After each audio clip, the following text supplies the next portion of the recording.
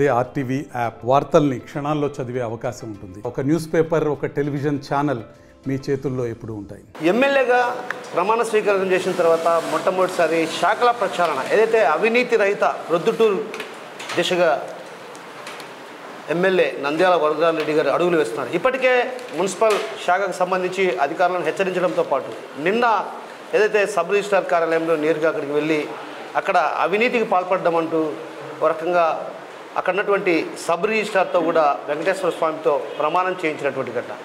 అంటే ఒక రకంగా తీసుకుంటే మాత్రం అవినీతి రహిత ప్రొద్దుటూరుకు ప్రయత్నాలు కొనసాగిస్తున్నారు. అయితే ఈ నేపథ్యంలో ఆయన ప్రయత్నాలు ఏంటన్నటువంటి విషయం ఆయన మీకు నమస్కారం అయ్యా. నమస్కారం. అసలు ఎందుకు ఈ కాన్సెప్ట్ మీరు ఎంచుకోవాల్సి వచ్చింది? ముందు కాన్సెప్ట్ ఏముంది, ఉన్నే రాజ్యాంగంలో ఉండబడిందే కదా, మనం కొత్తదేమన్నా ఎన్నుకునేవా? ప్రజల యొక్క అవసరాలు తీర్చేదానికోసము ప్రభుత్వం ఉద్యోగస్తులను ఏర్పాటు చేసింది, ఆఫీసులను ఏర్పాటు చేసింది. ప్రజలు కట్టే పన్నుల ద్వారా వచ్చే జీతాలతో ప్రభుత్వం వీరికి జీతాలు ఇవ్వడం జరుగుతుంది. ఈ ప్రతి ఉద్యోగస్తుడు తీసుకునే డబ్బు, వాళ్ళు తీసుకునే ప్రతి నెల జీతము, టీఏలు, డిఏలు ఇవన్నీ కూడా ప్రభుత్వ ఖజానా నుంచి వచ్చేటివే. ప్రభుత్వ ఖజానాకు డబ్బులు ప్రజలు కొనే ప్రతి వస్తువు మీద సేల్స్ సైడ్ ట్యాక్సులు ఉంటాయి. ఆ ట్యాక్సుల ద్వారా వచ్చే డబ్బుతోనే ప్రభుత్వాలు నడుస్తున్నాయి. ఈ రాజ్యాంగము ఏర్పడ్డప్పటి నుంచి ఉన్న వ్యవస్థలు ఈ వ్యవస్థలతో ప్రజలు కట్టే పన్నుల ద్వారా ప్రభుత్వం వాళ్ళకు జీతాలు ఇస్తామంటే మళ్ళీ వాళ్ళు ఎందుకు లంచాలు తీసుకోవాలా? ఏంటి అవసరము? ఒక టేబుల్ ఇచ్చింది, ఒక కుర్చీ ఇచ్చింది, ఫ్యాన్ ఇచ్చింది, అటెండర్లు ఇచ్చింది, ఇంతకంటే ఏం సౌకర్యాలు కల్పించాలా? నీతి నియమంగా ఉండండి. ఇచ్చిన ప్రజలకు వారితో డబ్బులు తీసుకోకుండా వారి న్యాయబద్ధంగా వాళ్ళు ఉండబడిన సమస్యలు పరిష్కరించమని మేము చెప్తాను అంతే. అడిషనల్గా ఏం చేయాల్సిన పని ఏం లే. అంటే మొదటి నుంచి అవినీతికి అలవాటు పడ్డారు కదా అధికారులు, ప్రతి అధికారి. ఇక్కడ ఉన్నటువంటి అధికారులంతా కూడా పాతోళ్ళే, అందరూ కూడా ఇక్కడ తిష్ట వేసి కూర్చున్నారు. వాళ్ళు అవినీతికి మొదటి నుంచి కూడా అదే విధంగా ఉన్నారు కదా, వాళ్ళ తీరు మారలేదు కదా. ఇప్పుడు తీరు పూర్తిగా మార్చి అవినీతి రహితం చేయాలనేది ఎవరి వల్ల సాధ్యమయ్యే విషయం కాదు. నేను ప్రొద్దుటూరులో ఉన్నంత వరకు అవినీతి జరగకూడదనే నా కాన్సెప్ట్. దాని మీద నేను ఎవరేం చెప్పినా వినను, దాని మీద ముందుకు పోతానే ఉంటాను. అయితే ఎవరైనా అతిగా ప్రవర్తిస్తే వాళ్ళ మీద మొన్ననే ఒక 3 టౌన్లో ఒక కానిస్టేబుల్ ఎవడో డబ్బు తీసుకున్నాడని వాడు స్టేట్మెంట్ ఇచ్చే ఎస్పీకి రాసినా సస్పెండ్ అయ్యాడు. ఆ మాదిరిగా ఎవరైనా ఆధారాలు తీసుకొని ఇచ్చిస్తే ఎవరిని ఎంత పెద్దవాళ్ళైన మీద నేను రాస్తాను. కానీ ఇది వాళ్ళ రైట్ అన్న ప్రభుత్వ ఉద్యోగస్తులకు కొంతమంది అధికారులందరూ ఏమనుకుంటున్నారు, డబ్బు తీసుకోవడం మా రైట్ అనే భావనలోకి వచ్చినారు వాళ్ళు. నేను తప్పు చేస్తాననే లంచం తీసుకుంటే ఇది తప్పు అనే భావనలో లేరు. నేను నా రైటు ఎవరికి చెప్పుకుంటా పోనే పరిస్థితిలోకి వచ్చినారు. ఇయ్యాలనే కాటుకున్నారు, నువ్వేం చేస్తావో చేసుకోపోమని అంత దుర్మార్గ పరిస్థితిలోకి వచ్చినారు. పరిస్థితి చేయి దాటిపోయింది. కాబట్టి ఇదేదో పూర్వం నుంచి ఉంది. మనం ఏం చేద్దామంటే, పూర్వం నుంచి బ్రిటిష్ వాళ్ళ చేతిలో ఉన్నది మన భారతదేశం. ఎట్లొచ్చింది మన ఇండియాకు స్వతంత్రం? ఇప్పుడు మొదలుపెట్టి జరుగుతుంది. ఇంకా 30 ఏళ్ళకో 40 ఏళ్ళకో కాలచక్రంలో బాగుపడుతుందని మనం ఆశించి నేను ప్రయత్నం చేస్తాను. అంటే పొద్దుటూరుకు రావాలంటే ప్రతి అధికారి కూడా కొంతమేర అంటే లక్షల్లో డబ్బులు మూట చెప్తూ ఉంటారు. ఆ ఆనవాయితీ గతంలో కొనసాగుతూ ఉండేది. ఇప్పుడు కూడా ఆనవాయితీ కొనసాగే అవకాశాలు ఏమైనా ఉన్నాయా? ఇప్పుడు గతంలో కొనసాగుతుందని ప్రజలు చెప్పినారు, అది మేము వింటాము. కొంత వాస్తవం కూడా నిజమే. అయితే ఇక్కడ అవినీతి ఉద్యోగస్తులు డబ్బులు ఇచ్చి ఎమ్మెల్యేలకు ఇంకా అధికారులకు డబ్బులు ఇచ్చి పోస్టింగ్ తీసుకొని వచ్చి 20 లక్షలు డబ్బులు ఇస్తే ఇక్కడ 1 కోటి 2 కోట్లు సంపాదించుకొని పోతాడు. దాన్ని నేను పూర్తిగా వ్యతిరేకిస్తాను. దానికి నేను ఎటువంటి పరిస్థితుల్లో ఎవరు ఎంత పెద్ద ఉద్యోగస్తుడైనా వారిని వ్యతిరేకిస్తా. నియమ నిబంధనల ప్రకారము పని చేయమని అడుగుతున్నాం. జీతం తీసుకునే దానికి పని చేయమని అడుగుతున్నాం తప్పక వాడు ఎవడో అట్లా సంపాదించుకొని ఇటు సంపాదించుకొని రావాలంటే పొద్దుటూరులో మాత్రం అది నాకు తెలిసినంత మేరకు జరగనియ. అంటే అసాంఘిక కార్యక్రమాలకు అడ్డగా మారింది ప్రొద్దుటూరు ఒకప్పుడు. నిజమే. అయితే క్రికెట్ బెట్టింగ్ కావచ్చు, మట్కా కావచ్చు, ఇట్లా రకరకాల జూదకు నిలయం ప్రొద్దుటూరు. కాబట్టి ఈ ప్రాంతానికి ఎక్కువగా అధికారులు ఆదాయ వనరులుగా మార్చుకుంటారు. ఇక్కడికి వచ్చినటువంటి ఎవరైతే అసాంఘిక శక్తుల దగ్గర నుంచి కోట్లల్లో డబ్బులు వసూలు చేసినటువంటి అలాంటి ఆనవాయితీ పోవాలంటే ఎలాంటి చర్యలు తీసుకోబోతున్నారు భవిష్యత్తులో? ఇప్పుడు అసాంఘిక కార్యక్రమాలకు నిలయమైన మాట వాస్తవమే. అయితే నేను ప్రజలు నన్ను ఎమ్మెల్యేగా గెలిపించిన తర్వాత ఈ అసాంఘిక కార్యక్రమాలకు అడ్డుకట్ట వేయాలనే ఆలోచనతో కూడా, కానీ దీనికి ఇంకా కొంత సమయం పడుతుంది. ప్రభుత్వంలో గతంలో ఉండబడిన అధికారులందరూ అందరూ చాలామంది వాళ్ళలో కొంతమంది మంచి వాళ్ళు ఉండబడినప్పటికీ చాలామంది అవినీతి పరులు ఉన్నారు. కాబట్టి వాళ్ళని వెంటనే మనము ఈ మంచి వాళ్ళందరినీ పిలిచి మాట్లాడి చెప్పి చేయొద్దని చెప్పడం జరుగుతూ ఉంది. రిజిస్టర్ ఆఫీసులో కూడా అదే చెప్పినా, మున్సిపల్ ఆఫీసులో కూడా అదే చెప్పినా, ఇంకా ఎంఆర్ఓ ఆఫీసులో వాళ్ళతో కూడా నేను అదే చెప్పిన. కాబట్టి ఉండేవి వాళ్ళందరినీ మార్పు చేయాలా, తగ్గి తీసుకోవద్దని చెప్పే ప్రయత్నం మొదట 3 నెలలు 4 నెలలు చేస్తాం. తర్వాత ఎవరైనా వస్తే వాళ్ళ మీద ఎవరైనా ముందుకు వస్తే ఇట్లా జరుగుతుంది, నాకు అన్యాయం చేస్తా అంటే తప్పనిసరిగా వాళ్ళ మీద పేపర్ పెడతా. సో అంటే నేనేమంటానంటే అధికారులు ఇక్కడ పాతోళ్ళు కదా, వాళ్ళకు ఇవి అవినీతికి అలవాటు పడిపోయినారు. వాళ్ళ మార్పు సాధ్యమంటారా? ఇప్పుడు అవినీతి పడిన అధికారం ఇక్కడే శాశ్వతంగా ఉన్నాడు. ఇదేం వాళ్ళ సొంత ఊరు కాదు, ఇది పొద్దుటూరు వాళ్ళ జాగిరి కాదు. ప్రభుత్వము స్థిరత్వంగా ఇంకా పరిపాలన మీద దృష్టి సారించలే. ఇంకా ఒక 2 నెలల కాలం ప్రభుత్వము సర్దుకునే దాంట్లోనూ, సెక్రటరీలు నేర్చుకునే దానికి, కలెక్టర్ల బదిలీల్లోనూ, ఈ ఇసుక ఏం చేయాలనే దాంట్లో దీంట్లో ప్రభుత్వం నిమగ్నమై ఉంది. పరిపాలన మీదంగా పూర్తి పట్టు సాధించలే. కొంత సమయం జరిగిన తర్వాత ఎప్పుడైతే పరిపాలన మీద పట్టు వస్తుందో అప్పుడు అధికారులను మార్చేసి మంచి అధికారులను వేసుకొని ప్రయత్నం చేసి అవినీతి లేకుండా చేయాలనేది కానీ అసాంఘిక కార్యక్రమాలు జరగకుండా చూడాలనే దానికి ప్రయత్నం చేస్తాం. ఎంపీసీ బైపీసీ విద్యార్థులకి ఒక వరం CA CMA కోర్సులు. CA CMA చదివే విద్యార్థుల్లో 40% మంది ఎంపీసీ మరియు బైపీసీ విద్యార్థులే. Master minds.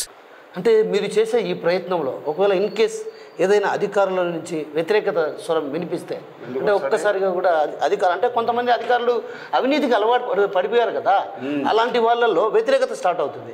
సో అప్పుడేమవుతుంది, ఆ అధికారులు కొంత అందరూ ఐక్యమత్యంగా వచ్చి ఇదైతే పరిస్థితి. అవినీతి వాళ్ళ రైటా? అవన్నీ కుదరవయా?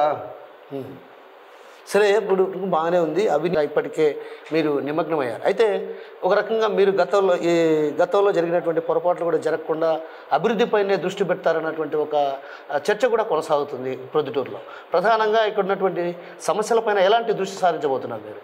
ఇప్పుడు ఏం కాలే మా ప్రభుత్వం ఏర్పడాయి, కనీసం స్థిరత్వంగా పరిపాలన సాగించలేని పరిస్థితులు ఉన్నాయి. అవినీతి రహిత ప్రొద్దుటూరు చేయాలనేది నాకు ఉంది. దీంట్లో పూర్తి ఫలితం సాధించలేకపోయినా కొంతమేరకు ఫలితం అయితే సాధిస్తాం. అభివృద్ధి అనేది నిరంతరం జరిగే ప్రక్రియ. ఈ రోజులతో అభివృద్ధి అయిపోదు, ఇంకొక 2 ఏళ్ళు అయిన తర్వాత అభివృద్ధి అయిపోదు. అమెరికా, ఇంగ్లాండ్ పెద్ద పెద్ద ఫార్వర్డ్ కంట్రీస్లోనే ఇంకా అభివృద్ధి ఉంది. ఎక్కడికి అభివృద్ధి అనే దానికి నో లిమిట్. ఇంకా అప్పుడు ఏమైంది, ఇప్పుడు బస్సులు లేని కాలంలో ఉన్నాము, బస్సులు వచ్చే చాలు అనుకుంటానేమో, బస్సులు పోయి కారు వచ్చినాయి, ఇప్పుడు ఏరోప్లేన్లు కావాలంటున్నాము. అభివృద్ధి అది అభివృద్ధి అనేది ఇంకా ఇప్పుడు అది కొంతమంది ఏమనుకుంటున్నారు, సొంతము ఫ్లైట్లే పెట్టుకుంటున్నారు, హెలికాప్టర్లు పెట్టుకుంటున్నారు. అది అభివృద్ధిలో భాగమే. దేశం ఇంకా ముందుకు పోయే కొద్దీ రకరకాలైన అవసరాలకు తగిన పరిస్థితుల దృష్ట్యా మనం అభివృద్ధి చేయాలి. ఇప్పుడు ఏదో పూర్వం పేపర్లో రాసుకుంటానేమో మేము చదువుకునేప్పుడంతా, మళ్ళీ కొంతకాలానికి ఏదో బుక్కుల్లో ఇసుకలో ఇచ్చినారు మాకు, మళ్ళీ కొంతమంది పలకలు రాసినారు, పలకల తర్వాత బుక్కుల్లో రాయించినారు, ఇప్పుడు కంప్యూటర్లోనే చదువు నేర్పిస్తున్నారు.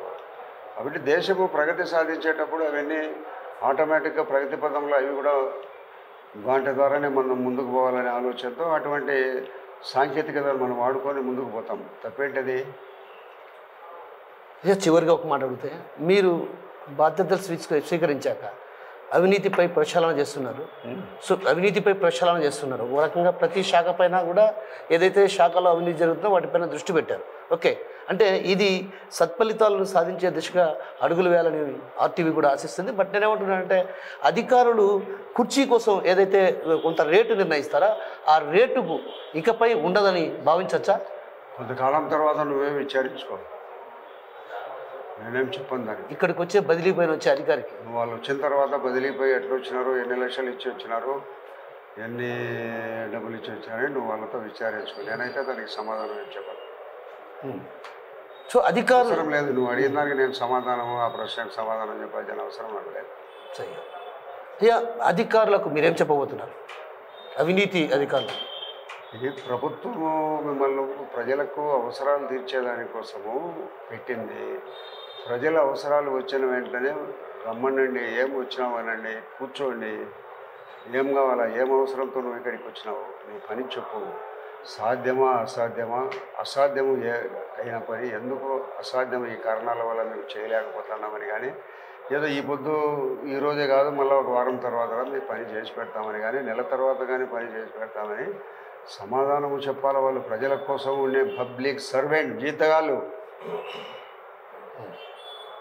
వాళ్ళేమి మా మీద పాలన చేసేవాళ్ళు కాదు, ప్రజల సర్వెంట్స్. ఈవెన్ కలెక్టర్తో ముఖ్యమంత్రితో సహా నేను సహా ప్రజలకు సేవకులం, అంతే, పాలకులం కాదు మేము. ఎందుకు చేయరు? గౌరవించండి. మా ఆఫీస్కి వచ్చాడు ఎవరైనా రాయా కూర్చో అంటా నేను ముందుగా, ఏం నీ పని అంట, మీరు గమనించాను నేను దానికి ఏం నీ పని అంట అంటానే వాళ్ళు ఆయన ఏదో పని కోసం వచ్చింటే నా దగ్గరికి వస్తాను, నేను మాట్లాడతా, ఆయన పరిష్కారం చేసి పంపించేస్తా. ఏం పని లేదు, కూర్చుంటాడు, మాట్లాడుకుంటుంటారు. వీళ్ళందరూ చాలామంది ఎన్నికలు కూర్చునే వాళ్ళందరూ రోజు పనులు వచ్చేవాళ్ళే కాదు, మామూలుగా వస్తుంటారు నా దగ్గరికి, కూర్చుంటారు, మాట్లాడుకుంటుంటారు. ఏమైనా పని కానీ నేను అడుగుతా, వాళ్ళు వచ్చిన వెంటనే వాళ్ళు వచ్చిన పని అడిగితే చెప్తా, చేస్తా. మళ్ళీ ఆయన ఉంటాడో పోతాడో ఆయన ఇష్టం. నా దగ్గరికి వచ్చిన ఎవరిని నిర్లక్ష్యం చేయను, వరుస పెట్టి వచ్చిన వెంటనే అందరితో మాట్లాడి కూర్చుంటా. ఇప్పుడు కూడా వస్తానే అందరితో మాట్లాడినా కూర్చున్నాము. ఇప్పుడు కూడా లోపల ఏదో ఒక 10 ఎవరో ఒకతను నన్ను కొట్టినాడు అని అంటే దాని గురించి మాట్లాడతాను. కాబట్టి నేను అవినీతికి వ్యతిరేకంగా పోరాటము జీవితాంతము చేస్తూనే ఉంటా. స్వాతంత్ర ఉద్యమం కోసంలో వందలు లక్షలాది మంది తుపాకీ గుళ్ళకు బలి చనిపోయినారు. స్వాతంత్రం అప్పుడే రాలే, నాటిల్ దెబ్బలతో కొట్టి చచ్చిపోయినారు, జైళ్ళల్లో చచ్చిపోయినారు. ఎంతోమంది చచ్చిపోయిన తర్వాత స్వాతంత్రం వచ్చింది. నాతోనే ఇది అవినీతి నిర్మూలన అవుతుందని నేను భావించడం లేదు. నా ప్రయత్నంగా నేను చేస్తాను. అదే sir, thank you.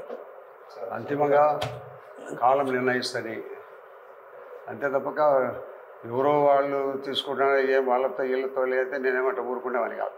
Master minds, the pride of India. Inter, MPC, BiPC, MEC, CEC చదివిన విద్యార్థులకు సీఏ మరియు సిఎంఏ ఫౌండేషన్ కొరకు నూతన బ్యాచెస్ ప్రారంభం. స్వాతంత్రం కోసం పోరాడిన వాళ్ళందరూ భగత్ సింగ్ ఉరివేశారు. భగత్ సింగ్ నేను చనిపోతానని అతను ఉరి వేసేటప్పుడు కూడా ఏదో పిలిచినాడు, ఏమని చెప్పినాడు,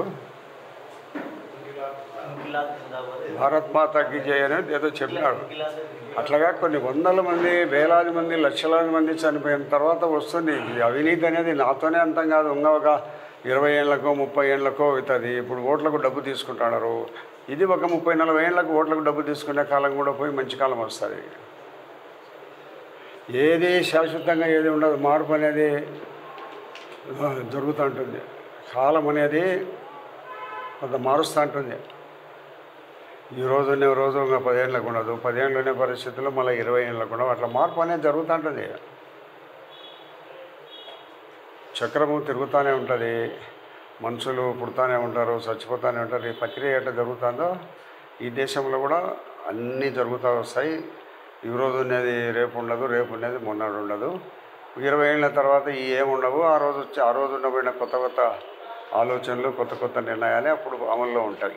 ప్రజల పన్నుల రూపంలో జీతాలు తీసుకునేటువంటి అధికారులు ప్రజలకు బాధ్యతగా పనిచేయాలి. ఒక రకంగా సీఎం నుంచి పనిచేసే ప్రతి అధికారి కూడా ప్రజాసేవకుడు మాత్రమే, అంటే ప్రజలకు ఒక రకంగా సేవను అందించాల్సినటువంటి వారి బాధ్యత అన్నటువంటి విషయాన్ని చెప్తున్నారు. మరోవైపు ఏదైతే గతంలో అధికారి ఇక్కడికి రావాలంటే ఓ రేటు నిర్ణయించే పరిస్థితి ఉంటే ఆ రేటు కూడా రాబోయే రోజుల్లో కనిపించదు. ఎందుకంటే అవినీతిపైనే నా పోరాటం అంతా సాగిస్తాను, ప్రజలకు స్వచ్ఛమైన పాలన అందించడమే నా లక్ష్యంగా భావిస్తున్నా.